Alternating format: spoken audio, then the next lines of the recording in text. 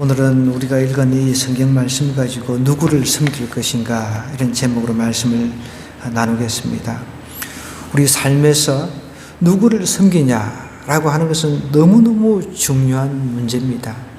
많은 사람들이 귀신을 섬기죠. 모르고 섬기고 있는 사람들도 있습니다. 우리는 또 하나님을 섬깁니다. 우리가 섬기는 분이 대상이 하나님이라는 거죠. 성삼위, 그것도 성삼위 하나님입니다. 유대인이 섬기는 하나님, 우리가 섬기는 하나님 틀립니다. 유대인은 예수 그리스도를 부인하죠. 믿지를 않습니다.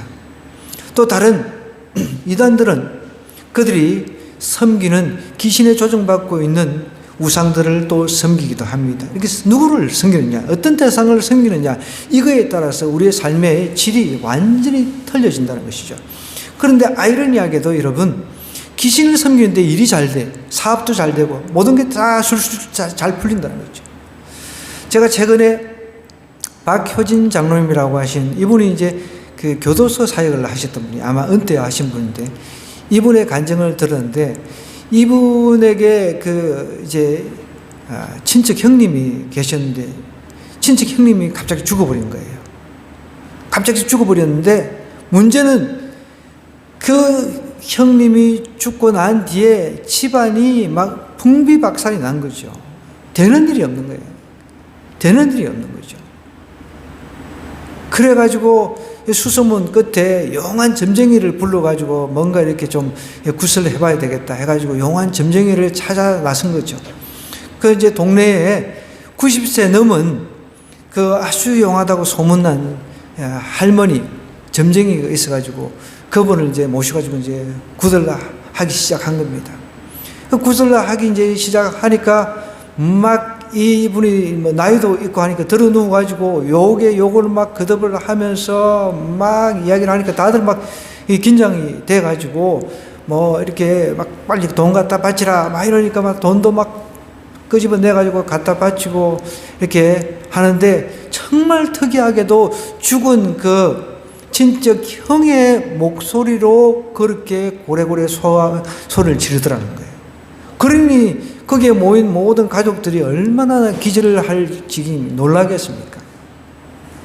그런 가운데 이제 계속해서 그 죽은 친척 형의 목소리로 뭐 이렇게 이야기를 뭘 만들어라 하니까 이제 뭐 종이 배 같은 것도 이렇게 다 만들어 가지고 이렇게 막 구슬 하기를 이제 시작해가지고 이제 막 또 이제 조수도 있잖아요. 혼자만 오는 게 아니고 조수도 데려와가지고 이제 새끼 점쟁이 이제 데려와가지고 막 이렇게 구슬을 하고 막 난리를 이제 쳤습니다.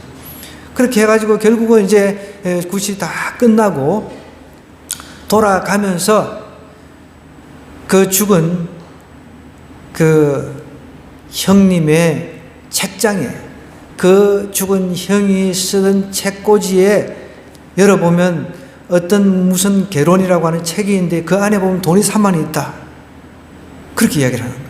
그래서 직접 진짜 그 부모가 책을 열어보니까 거기서 돈이 3만 원 있는 거예요. 기가 막힐 것 아닙니까? 그래서 사람들이 놀래 자빠지는 거죠.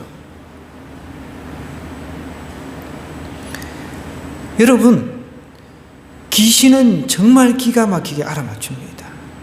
그래서 귀신이라고 그러잖아요. 그런데 나중에 지나고 보니까 그게 자기가 속였다는 거죠. 귀신에게 속였다는 거죠. 많은 사람들이 귀신의 그 신통방통한 모습을 보고 귀신을 섬긴다는 겁니다. 오늘 우리가 읽은 이야기도 동일한 이야기가 나옵니다. 귀신 들린 여종 한 사람이 있었다고 나오는데, 귀신 들린 여종 하나를 만나는데 처음으로 그 주인들이 큰 이익을 주는 자라 그랬습니다. 바울과 이제 일행, 누가도 있고 다양한 사람들이 있습니다. 바울 일행, 실라, 누가, 이 선교 팀들이 기도하는 곳을 찾다가, 기도하는 곳을 가다가 점치는 귀신 들린 여종 하나를 만났다는 거예요.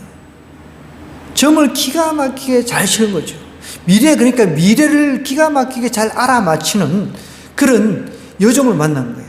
근데 이 여종을 설명을 하고 있는데, 점으로 그 주인들에게 큰 이익을 주는 자라 그랬습니다. 지금으로 치면 그냥 자기가 점을 잘 치면 혼자 그냥 독립해가 개업해가지고 그냥 돈을 그냥 끌어모을 텐데 아마 안타깝게도 이제 그 노예 신분이었던 겁니다.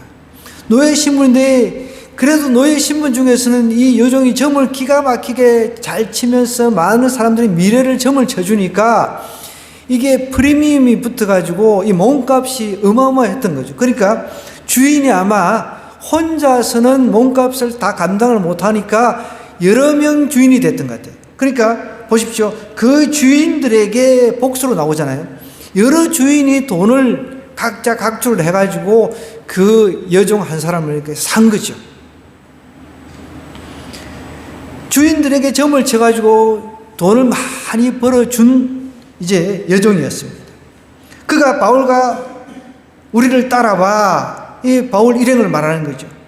소리 질러서 이 사람들은 지극히 높은 하나님의 종으로서 구원의 길을 너에게 전한 자라 하면서 몇 날 며칠 이렇게 소리 지르면서 사도 바울의 일행이 선교하는데 방해를 놓고 있습니다. 방해를 하고 있었다는 겁니다.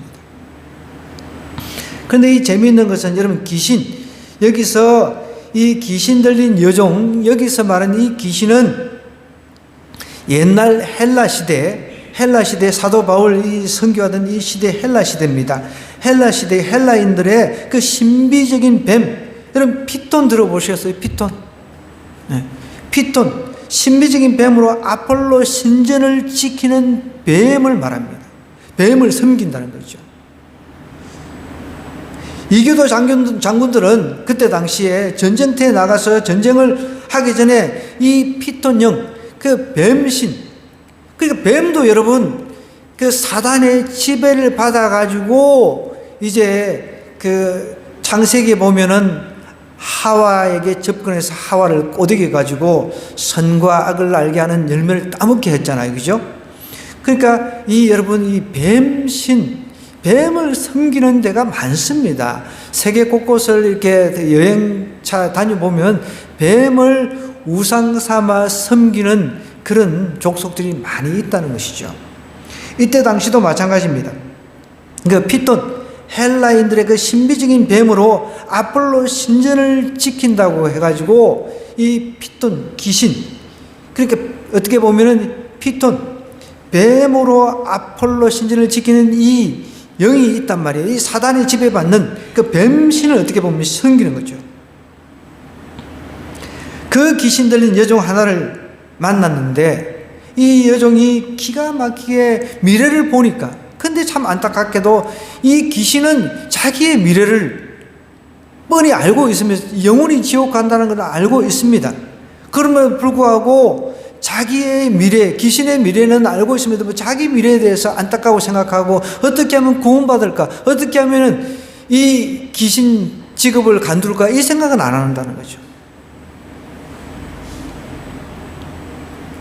하나님께서는 여러분 사단에게도 어떤 특별한 능력을 허용을 하셨어요. 그래서 우리가 흔히 공중권세 잡은 자라고 이야기를 하잖아요.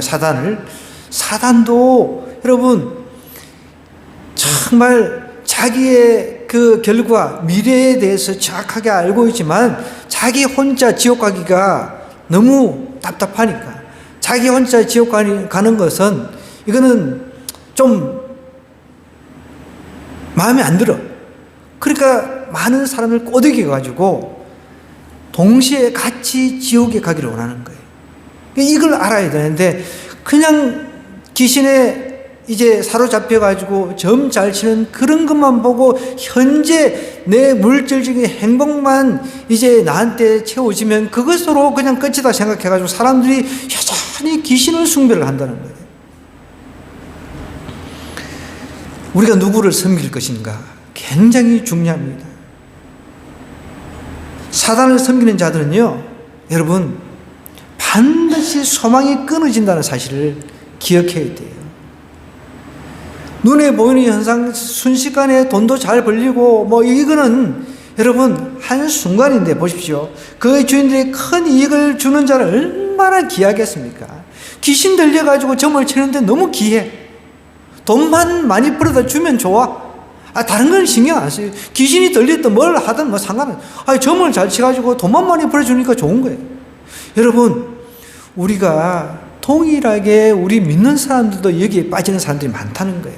여러분, 이거는 앞으로 망할 길을, 정말 망할 길을 선택한 겁니다. 여러분도 뉴스를 통해서 많이 들었을 것 아닙니까? 강남에 있는 사람들이, 교회 다니는 사람들이 집사, 권사, 제가 정말 직접 이렇게 방송에 들었는데, 교회 사모도 점치러 간다는 거예요. 기가 찬 일이죠.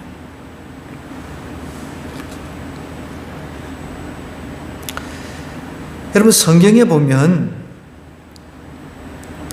점쟁이나 기름을 말하는 자나 요술을 하는 자나 무당이나 진언자나 신접자나 박수나 초혼자를 너희 가운데 용납하지 말라 그랬거든요. 신명기 말씀입니다. 용납하지 말라는 거예요.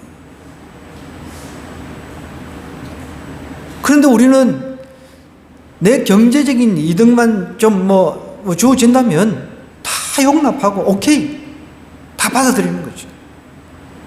여러분, 우리가 해야 될 게 있고 하지 말아야 될 게 있다는 거죠. 정확하게 우리가 구분을 해야 됩니다.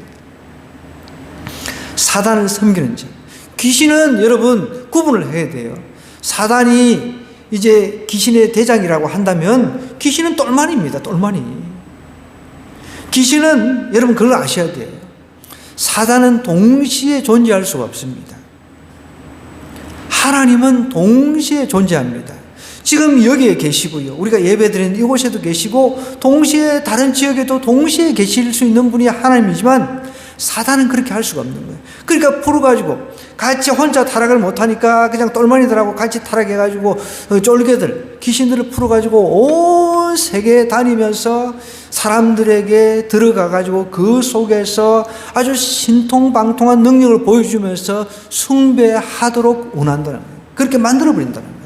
우리가 그 술수를 깨닫고 있어야 돼요. 그걸 알고 깨닫고 있어야 된다는 거예요. 우리가 명절 되면은 여러분 제사라고 하는 것을 지내잖아요. 이것도 마찬가지입니다. 사단이 귀신을 통해 가지고 그렇게 사람들의 눈을 딱 막아 가지고 제사를 지내게 하는 거죠. 그게 쏟기면 안 된다는 거예요. 그래서 저는 늘 강조하는 것은 명절 때 여러분 산소의 간들 그게 뭐가 있습니까? 풀하고 흙밖에 없잖아요.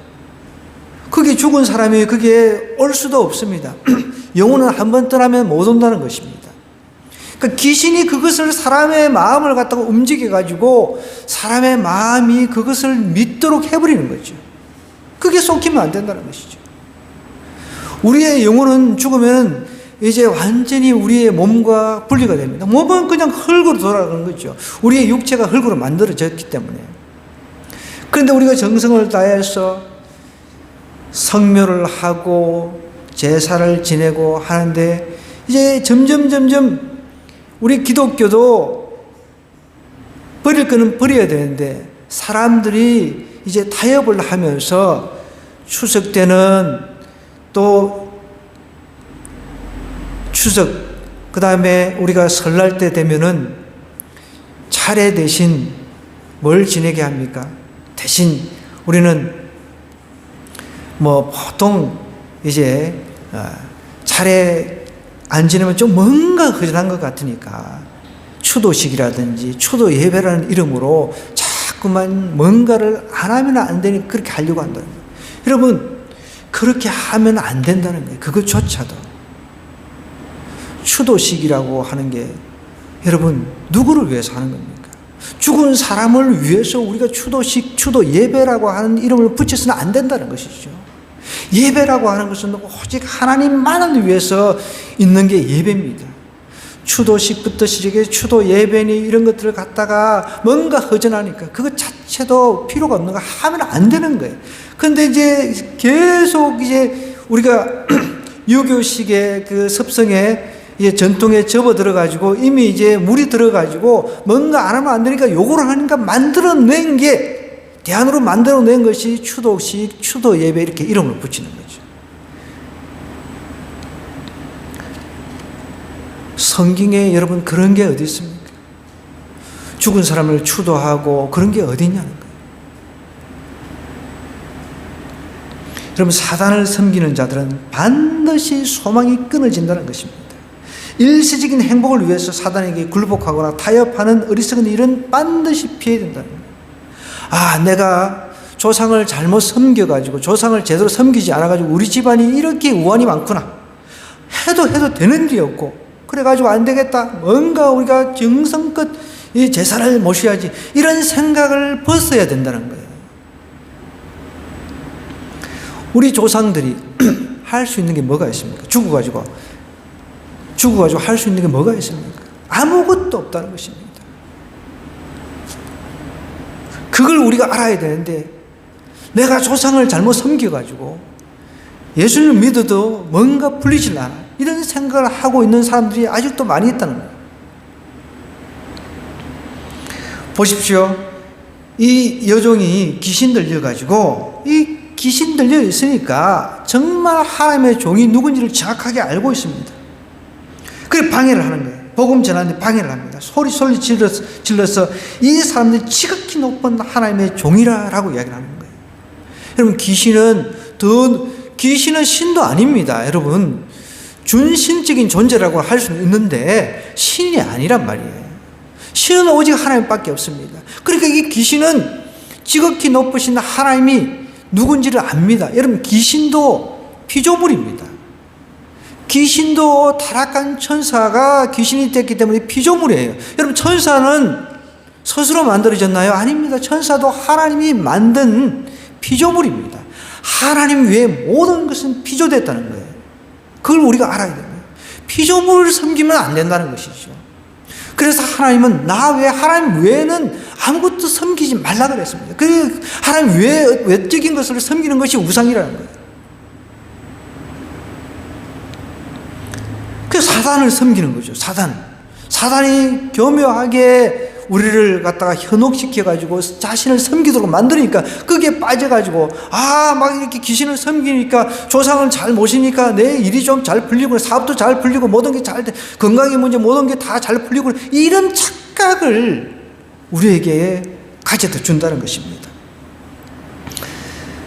일시적인 행복, 여러분 일시적인 행복을 위해서 우리가 살아서는 안 된다는 거예요. 하나님은 우리에게 영원한 행복을 주시기를 원하십니다. 그런데 우리는 눈에 보이는 일시적인 그 행복만 쫓아 살아간다는 거죠. 성경은 그렇게 살지 말기를 원한다는 거예요. 잠언 10장 28절에 보면 의인의 소망은 즐거움을 이루어도 악인의 소망은 끊어진다 그랬습니다. 악인의 소망은 끊어진다.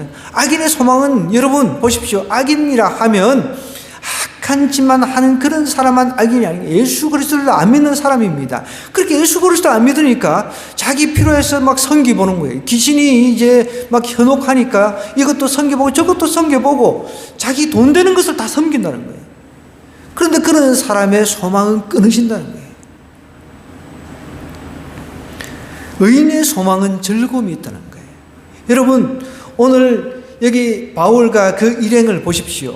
복음을 열심히 전했는데 나중에 잡혀가지고 감옥에 가서 매 맞고 곤욕을 치릅니다.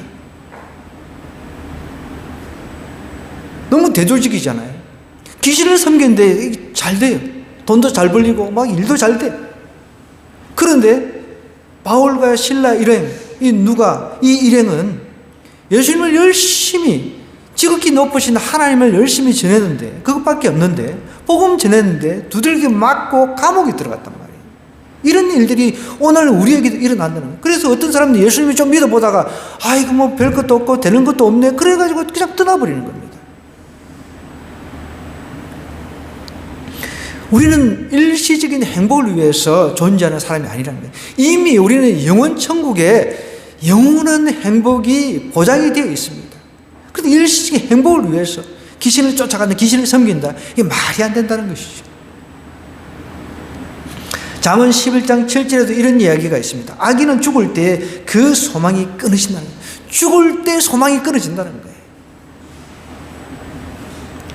불의의 소망이 없어지느니라. 악인들은, 여러분 예수 그리스도를 안 믿는 악인들은 죽을 때 소망이 끊어진다는 거예요. 죽을 때 다 후회하는 거예요. 아무리 잘 먹고 잘 살아도 죽을 때 그 소망이 끊어진다는 거예요. 아, 내가 정말 헛살았구나. 내가 잘못 살았구나. 이것을 깨닫는다는 거죠. 제가 최근에 읽고 있는 책 중에 이스라엘 대사가 쓴 책이 있는데, 이스라엘 대사가 이제 창세기에 대해서 이제 극동방송에서 강연한 것을 이제 쭉 책으로 쓴 내용인데, 거기 보면 참 재미있는 표현이 있어요. 유대인들은 이제 부라고 하는 거 있잖아요. 부. 우리 이제 뭐 재산. 아브라함이 막 부가 엄청났다 그랬잖아요. 그죠? 그 조카로 타고 너무 부가 많아가지고 헤어져야 되는 것을 창세기가 기록을 하고 있잖아요. 그 내용을 어떻게 이제 유대인들은 설명을 하냐면, 유대인들이 부라고 하는 것을 무거운 짐이라고 이야기를 한대요. 이제 히브리어의 그 뜻이 그렇다는 겁니다. 무거운 짐. 그러니까 부가 쌓여지면 쌓여질수록 짐이 더 늘어난다는 거죠. 맞는 말이죠. 우리가 가만히 생각해 보면. 여러분, 돈이 많아지면, 우리 대한민국 최고 부자 이재용 씨 돈이 엄청나게 많은데 우리는 그걸 부러워하잖아요. 돈 많은 것. 근데 그 사람은 감옥도 갔다 오고, 그 사람처럼 되고 싶어 하는 사람이 그렇게 많지만, 과연 그 사람 입장에서는 행복할까? 우리가 한번 진짜 행복이 뭔가를 한번 생각해 볼 필요는 있는 거죠. 짐이 과다한 거죠. 얼마나 많은 사람들 이제 경영을 해야 됩니까? 수만 명의 식솔들이 있잖아요. 그 사람들 수없이 데모하고, 제가 이제 강남에 한 번씩 나가면은 그 사거리에 플랜카드, 이재용 욕한 욕 쓰는 그 플랜카드 막 잔뜩 걸리고 그래요. 야, 참 저 사람은 욕 들을 일이 많아. 참 어떻게 보면 수많은 사람들을 먹여 살리는 그런 역할을 하는데, 뭔 저렇게 욕을 들어야 되나 속으로 저는 그런 생각을 할 때가 있습니다. 그러니까 과도한 짐, 부라고 하는 것은 짐이 점점점 늘어나가지고 과도하게 힘들어진다는 그런 뜻이 있다는 거예요. 가만히 생각해 보면 맞는 말이죠. 여러분, 일시적인 행복은 행복이라고 할 수가 없는 건 착각인 거예요. 사단이 그것을 그렇게 착각하게 만들어버리는 거예요. 아, 좋다 하는데 이 악인들, 예수를 모르고 죽는 악인들은 죽는 그 순간에 소망이 끊어진다. 죽는 그 순간에 소망이 끊어질 수밖에 없는 거죠. 죽는 그 순간에는 자기가 거두었던, 그동안 모았던 재물을 가져갈 수도 없습니다. 천국과 지옥에서는 돈도 필요가 없습니다.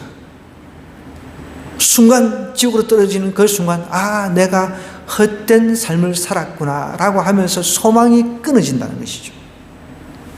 계시록 21장 8절에도 이렇게 이야기를 하고 있습니다. 그러나 두려워하는 자들과 믿지 아니하는 자들과 흉악한 자들과 살인자들과 행음자들과 술객들과 우상 숭배자들과 모든 거짓말하는 자들은 불과 유황으로 타는 못에 참여하리니 이것이 둘째 사망이라는 것입니다. 두 번째 사망. 여러분, 한 번 죽는 거 우리가 정해져 있습니다. 그런데 영원한 지옥으로 그냥 떨어지는 거, 이게 둘째 사망인 거죠. 그런데 어떤 사람들이 그리로 갑니까? 두려워하는 자들, 믿지 않는 자들. 두려워하는 자들, 이렇게 배신하는 사람들을 말합니다. 하나님 믿다가 배신하는 사람들 많이 있거든요. 하나님 믿다가 뭔가 좀 안 되면은, 그냥 평소에 일도 안 풀리고 예수님 믿어봐도 아무 잘 풀리지 않으니까 냅다 그냥 바꿔버린 거예요. 섬기는 자를 그냥 바꿔버린 거예요. 귀신으로 그냥 다시 돌아가는 거예요. 귀신 섬기는 걸로 그냥 다시 돌아가는 거죠. 두려워하는 자들, 믿지 아니하는 자들, 흉악한 자들, 살인자들, 행음자들, 술객들, 우상 숭배자들, 모든 거짓말을 하는 자들은 불과 유황으로 타는 못에 참여한다는 거예요. 여러분, 불과 유황, 이 못에 우리가 참여해서 되겠습니까? 여러분, 우리가 진짜 예수를 믿는다 그러면은 제대로 하나님을 우리가 섬겨야 된다는 거예요. 귀신은 자꾸만 요구하는 게 보면요, 정해져 있습니다. 돈이에요, 돈. 다 돈입니다, 보면. 제가 제 아버지 장례식 때도 우리 고향 형님이 장례식장 대표란 말이에요. 그래서 제가 물어봤습니다.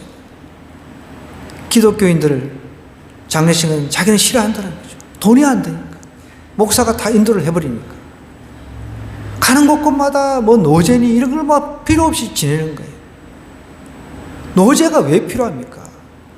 죽은 사람이 가다가 거기에 들려가지고 노잣돈이 필요하다고. 그렇게 해서 노잣돈을 받아내면서 죽은 사람한테 노잣돈을 주는 게 아니라 자기가 다 갖는 거예요. 그런데 보면은 또 10,000원짜리는 없어. 노잣돈에. 죄다 50,000원짜리를 꼽아요. 10,000원짜리는 꺼내기가 좀 그런가 봐. 그래서 죄다 50,000원짜리를 꼽아요. 귀신들이 그렇게 역사한다는 거예요. 죄다 그 배후에는 돈 뽑아내려고 하는 거예요. 여기에 우리가 쏙히면 안 된다는 거죠. 여러분, 사단을 섬기는 자들은 반드시 소망이 끊어진 줄 믿으시기 바랍니다. 우리가 이렇게 어리석은 짓을 하면 안 되는 거예요. 그런데 반면요, 우리가 참 아이러니한 게 주님을 섬기는 자들은요, 고난을 받는다는 거예요. 고난을. 예수님 믿는 자들은 고난을 당한다는 거예요. 고난. 반드시 이것은 그 법칙입니다. 예수님 믿는데 고난 당하지 않는다. 이거는 있을 수가 없는 거예요. 로마서 8장 17절에서 18절에 보면 우리가 그와 함께 영광을 받기 위해 고난도 함께 받아야 될 것이라. 영광은 보장이 되어 있습니다. 앞으로. 그런데 그 영광을 받기 위해서 고난도 반드시 필수 코스라는 거예요. 고난은 내가 나는 고난 싫어가 아니라 고난 싫어한다고 내가 안 찾아오는 것이 아니라 필수 코스라는 거예요. 우리 믿는 사람은 필수 코스입니다. 고난은 나에게 필수 코스다라고 생각하고 가야 돼요. 그냥. 한 번도 예수님을 전해보지 않으니까 고난 당할 일이 없는 거죠. 여러분, 예수님 전하다 보면 나한테 썬소리도 하고 니나 믿으라, 막 똥구녕을 믿으라, 온갖 소리를 다 합니다. 예수는 믿도록 전할 때 핍박 당하는 그것을 우리가 고난이라고 이야기해요. 내가 나쁜 짓을 했는데 감옥 갔어요. 이거는 고난이 아닙니다. 여러분 착각하면 안 돼요. 어떤 사람은 그걸 고난으로 생각해요. 자기 자식이 잘못해가지고 감옥에 갔어요. 그걸 고난이라고 여기고 있는 거예요. 여러분 그건 고난이 아닙니다. 자기 자식이 또 자기가 잘못해가지고 나쁜 짓을 해가지고 감옥에 갔어요. 그건 고난이 아닌 거예요. 여러분 고난을 우리가 이름하여 고난이라고 이름을 붙이려면은 예수님, 우리가 하나님을 위해서 살다가 뭔가 직장에서 불이익을 당했어요. 그것이 고난입니다. 나는 정직하게 했습니다. 그런데 불이익을 당했어요. 그것이 고난이라는 것이죠. 오늘 보십시오. 성경에 18절부터 이제 구원의 길을 이제 막 전하고 이러니까 너무 방해돼 가지고 사도 바울이 예수 이름을 명하니 그에게서 나오라, 귀신을 이제 쫓아내는 축사 사역을 합니다. 그래서 귀신이 나오죠. 오늘날 우리도 동일하게 예수 이름을 외치면 귀신이 나오는 줄 믿으시기 바랍니다. 그 문제는 나는 예수님 안에서 in the name of Jesus Christ인데 예수님의 이름으로인데 내가 예수님의 이름을 믿으면서 그 믿음 안에서 살지 않으면서 예수님을 명하니 귀신이 나오라 이런다고 해도 귀신이 나오는 게 아니라는 거예요. 그 귀신이 안 나와요. 어떨 때는. 제가 축사하는 것을 예전에 기도에 올라가서 봤거든요. 그래서 희한하게 한 귀신은 들어가가지고 귀신을 내쫓는데 아무리 해도 안 나오는 거 그냥. 막 희한한 소리를 내고 그 안에서 막 이상한 소리를 하고 막 베레베레 그 희한한 목소리를 내는 거예요. 그런데 아무리 해도 안 나오는. 어떤 목사님은 잘 쫓아내는데 한 목사님은 귀신이 안 나. 그래가지고 이제 이 문제가 어떻게 돼? 그 이제 귀신 잘 쫓는 그 목사님은 줄을 잔뜩 서가지고 예배 집회 이제 시작이 알리는 종이 울리는데도 안 가는 거예요. 그래가지고 사람들이 그냥 거기서 스태프들이 아예 예배 시작됐다고 빨리 가시라고. 그런데 안 가는 거예요, 다들. 제가 그거를 목격을 했어요. 그 왜 안 나갈까? 저쪽은, 왜 저쪽은 나오고. 그런데 오늘 성경에 이렇게 나오잖아요. 예수 그리스도의 이름으로 내가 내게 명하노니 그랬잖아요. 동일하게 우리가 이렇게 외친다고 나가는 것이 아니라 정말 이 이름을, 이 능력을 예수 그리스도가 우리에게 부활이시고 이분을 믿으면 병이 떠나가고 귀신이 떠나가는 것을 확실하게 내 가슴 속 마음으로 믿는가? 믿을 때 정말 제대로 된 그 믿음, 그리고 삶도 그런 삶을 살아야 되겠죠. 그럴 때 귀신이 떠나간다는 거예요. 그럴 때 내가 예수 이름을 명하노니 귀신은 떠나가라 이렇게 외칠 때 기적이 나타납니다. 옆에 사람 혹시 귀신 뭐 이렇게 있을 수 있으니까 우리 한번 연습해 봅시다. 예수 이름으로 명하노니 귀신은 떠나가라. 예수 이름으로 명하노니 귀신은 떠나가라. 네, 쫓아야 되는 거예요. 악한 귀신이 있으면 주변의 사람 그렇게 연습을 하면 되는 거예요. 우리가 그 믿음을 가지고 있으면 예수님이 나의 주인입니다. 그죠? 천지를 만드신 분입니다. 예수님 안에 불가능이 없다는 것을 내가 믿습니다. 그 믿음을 확실하게 내가 가지고 예수 이름을 명하노니 귀신아 떠나가라. 아까 그래서 떠나가라 이렇게 외치는 거예요. 그럴 때 기적이 일어나는 거예요. 저도 실질적으로 해봤잖아요, 제가. 그래가지고 중국에 선교차 가가지고 한 100명 이상이 줄을 쫙 서가지고 저는 뭐 그런 축사하려고 생각도 안 했는데 아니 뭐 한국에서 목사가 왔다고 하니까 몇 시간 걸려가지고 안수 받으려고 왔는데 저는 생각도 하지는 않았습니다. 어떻게 해요? 그냥 뭐 중국어로 막 했죠, 뭐. 제가 이번에도 그 중국을 갔다 왔잖아요. 홍콩을 잠깐 1박 2일 갔다 왔는데, 아이고, 안 쓰던 중국어 가지고 쓰려고 하니까 뭐 안 돼요. 근데 또 홍콩 사람들은 알고 보니까 대륙어, 그러니까 그 우리가 표준어라고 하는데 표준 중국을 싫어하는 거예요. 홍콩에는 광동어라고 하는 걸 씁니다. 그러니까 이게 원래 이 홍콩이 영국 지배령이었잖아요. 영국이 지배를 했는데 이제 그 중국으로 반환을 했단 말이에요. 그런데 이제 자유가 이제 제한이 돼버린 거예요. 그래서 지금 홍콩에 사는 사람들이 많이 떠난 겁니다. 카톡이라든지 유튜브 이것을 마음대로 사용을 할 수가 없으니까 젊은 애들은 이거를 사용을 못하니까 그것 때문에 많이 떠났다는 거예요. 우리 한인 그 동기 목사님 만나서 이야기를 해보니까 자기도 여기서는 사람들이 왜 여기 찾는지 모르겠다고. 제일 딱 세 가지로 요약하는 거예요.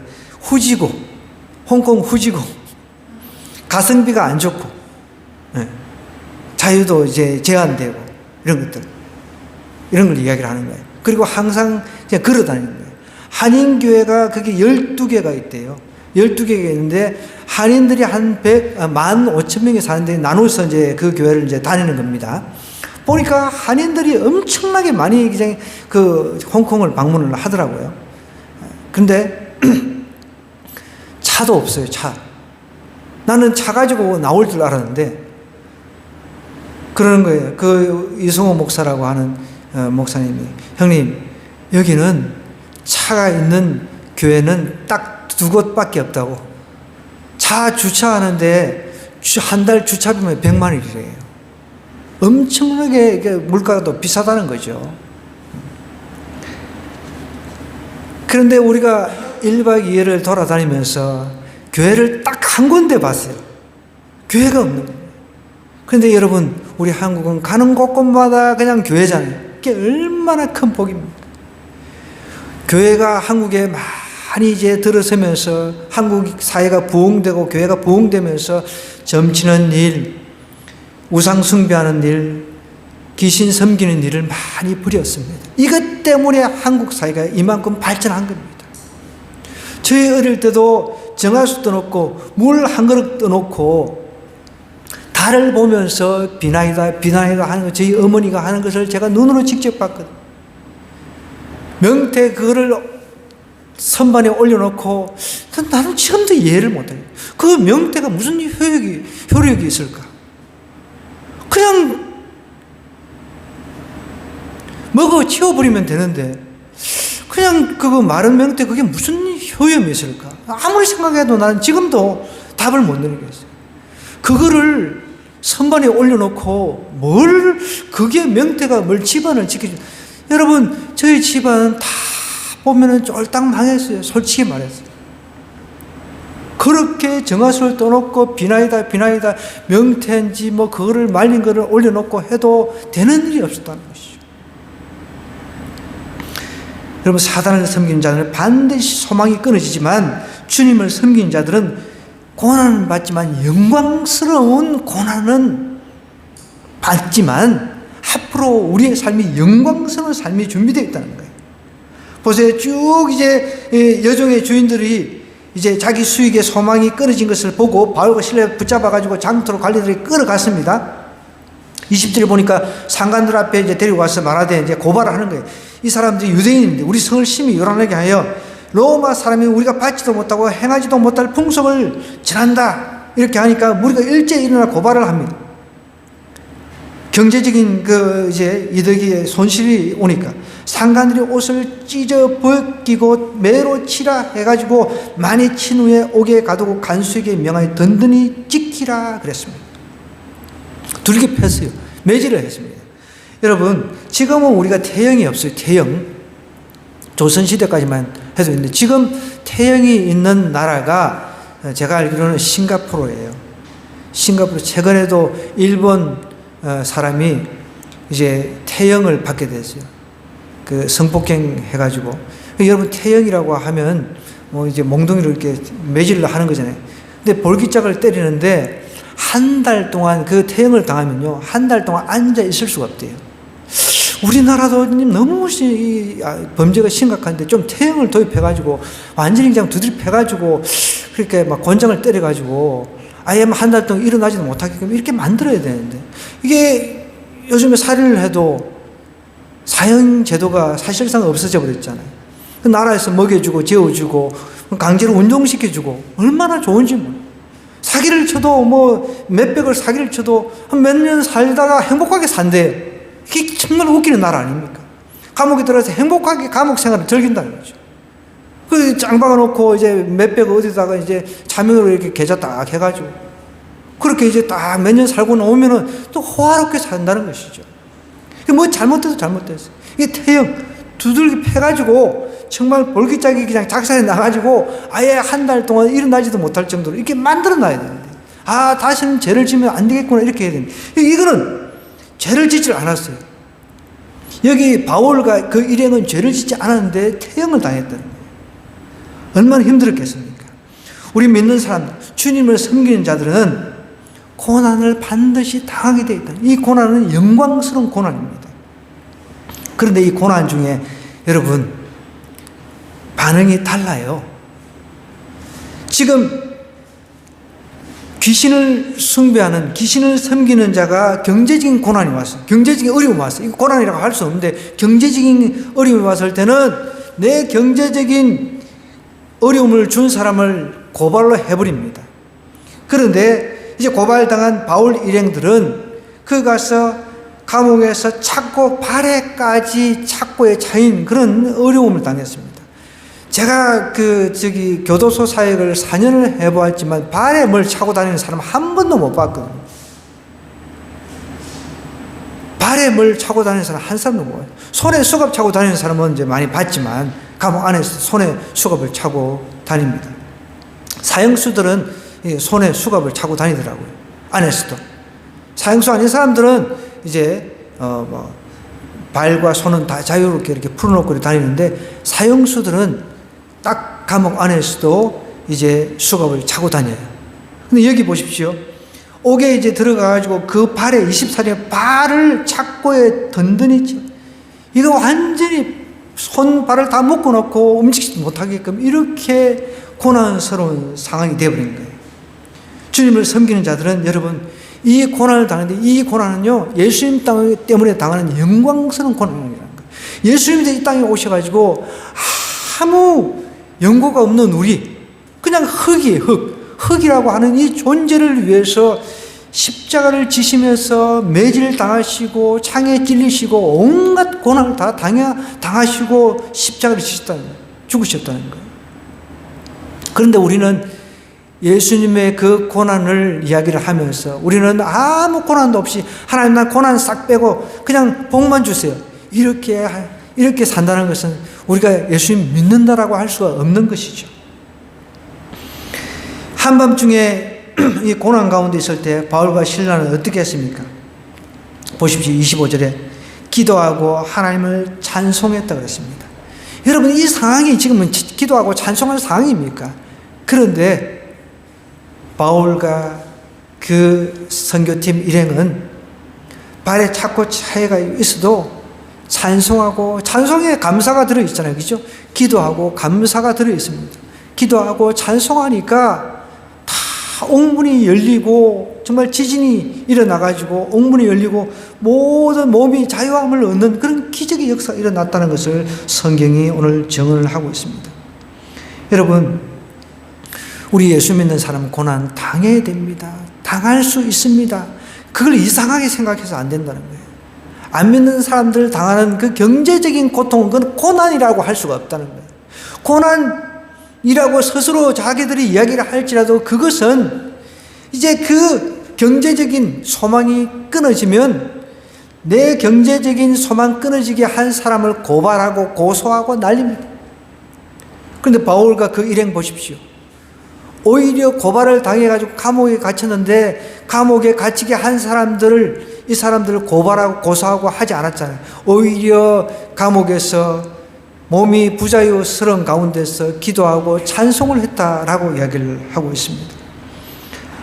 우리는 고난스러운 상황에 반드시 이제 고난스러운 상황을 맞이하게 될 겁니다. 그럴 때 우리가 어떻게 해야 됩니까? 우리도 바울과 그 일행이 보여준 기도와 찬송으로 그 고난을 이겨내야 돼요. 기도하고 찬송할 때 기적이 일어난다는 거예요. 기도하고 찬송할 때 여러분 병이 떠나갑니다. 기도할 때 하나님께서 아이디어를 주십니다. 어떤 것을 주신다는 거예요. 찬송할 때 곡조 있는 기도잖아요, 이게. 그럴 때 기적의 역사가 일어나는 거죠. 보십시오. 또 한 명이 나와요. 이 간수가 이제 바울과 그 일행들을 잡아넣고 간수가 자다가 깨어보니까 옥문들이 막 열린 것을 보고 죄수들이 도망한 줄 생각하고 27절 보니까 칼을 빼어 자결하려고 그랬다는 거예요. 세상 사람들은 자기의 이득이 끊어지면 이제 나는 끝났다라고 생각하고 그냥 자살하려고 인생을 끝내버리려고 한다는 거죠. 간수도 어떻게 보면 나라에서 녹을 받죠. 나라에서 봉급을 받습니다. 이때 당시는 간수가 지키던 죄수가 탈옥을 했다. 그러면은 목숨을 내놔야 돼. 목숨을 내놔야 되는 상황이라. 요즘에 간수가 도망했다고 자기가 목숨 내놓고 그러진 않잖아요. 그죠? 이때 당시는 그랬다는 것입니다. 그러니까 이 사람이 이제 내 인생 끝났다. 내 인생 끝이야 하면서 자살하려고 했다는 거예요. 그 세상 사람들이 이렇습니다. 하나님을 섬기지 않는 사람의 삶, 귀신을 섬기는 사람, 귀신 공중권세 잡은 자들이 제일 많이 우리 사람에게 알려주려고 하는 거예요.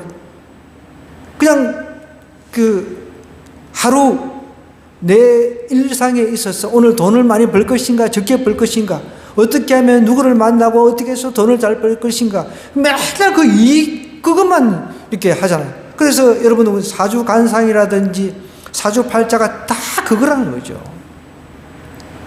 자기들의 영원한 그 지옥의 운명을 생각을 하지를 않고, 이 간수도 동일합니다. 간수도 결국은 이제 나의 밥줄도 끝났고 내가 죽으면 뭐 하나, 이제 어차피 죽을 건데 그냥 빨리 칼로 그냥 내 스스로 그냥 자기를 죽는 것이 더 낫겠다, 숨어 다는 것보다, 그렇게 자살하려고 그럴 때 바울이 크게 소리 질러서 28절에 내 몸을 상하게 하지 말라. 우리가 다 여기 있는, 우리 안 도망갔다. 도망 안 갔다. 그러면서 이제 여기 있다니까 간수가 놀래가 덩굴을 달라고 하며 뛰어 들어가서 무서워 떨며 바울과 실라 앞에 엎드리고 그들을 데리고 나가 이르되 선생들이 내가 어떻게 하여 구원을 받으리까? 느닷없이 어떻게 구원을 얻을까 이렇게 질문을 했다고 생각할 수 있지만, 여러분 17절에 보면 이미 이 간수도 이 귀신들이 여종이 외치는 소리를 들었을 가능성이 있습니다. 막 따라다니면서 바울 그 일행 따라다니면서 소리 지르면서 이 사람이 지극히 높은 하나님의 종으로서 구원의 길을 너에게 전하는 자라, 이것을 소란스러운 것을 들었단 말이에요. 그러니까 정말 이 사람에게는 뭔가 있구나. 옥트가 그냥 열리고 그 착고에 채워놨던 그게 다 부러진 거 보니까 이거는 정말 신비적인 일이잖아요. 이 신기한 일입니다. 그래 찾아가지고 선생님이여 이렇게 얘기를 하는 거예요. 선생님이여 라고 이야기하는 것은 극존칭으로 그때 대우를 하는 겁니다. 그냥 일개 어떻게 보면은 재수에 불과한데 선생님이요, 내가 어떻게 하여 구원을 받을 수 있겠습니까? 그러니까 아주 유명한 말씀입니다. 우리가 이 말씀은 꼭 외워야 됩니다. 주 예수를 믿으라, 그리하면 너와 내 집이 구원을 받으리라 라고 선포를 합니다. 여러분, 여기에 우리의 힌트가 있습니다.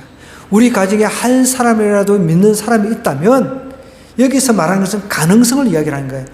개인의 구원은 개인이 영접을 해야 돼요. 가족 중이라도 예수님을 안 믿으면은 그는 구원을 얻을 수가 없는 것입니다. 그러나 이때 당시 사도 바울이 이 말씀을 선포할 당시는 가부장적인 그런 세계였잖아요. 그죠?